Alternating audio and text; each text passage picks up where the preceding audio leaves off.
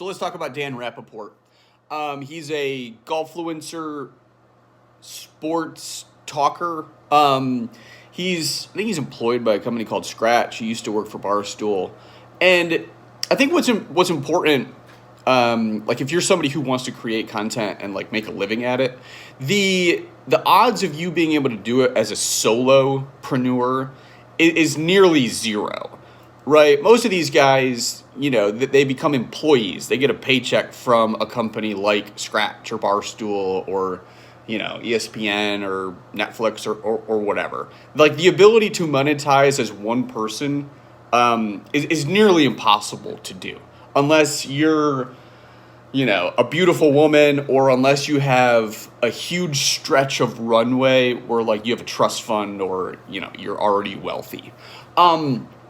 So what I find to be compelling in regards to like where sports journalism is and where it is going, like you have to sort of, take a look around and say like, is this person adding any sort of value?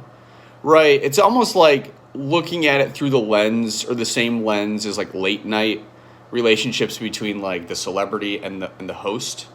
Right? What's happening is they're trading like, hey, I want to promote my book or I want to promote my movie or new Netflix special, right? That's the value that this celebrity is getting by going on Kimmel or Fallon or whoever. And then the host who works for, CBS, NBC, whoever, their value that they're getting is like, hey, I have a celebrity, so people are going to watch and then we can sell these people ads.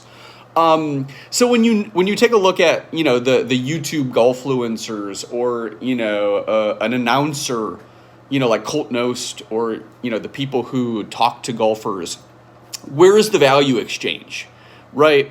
And I think what's interesting about like the YouTube guys is, and again, I think it's going to evolve over the next, 5 to 10 years. Their value play is, hey, this golfluencer who's not on the PGA Tour has a 1 million person audience, and we think we can introduce John Rahm to a new demographic, right? So there's always a value play happening.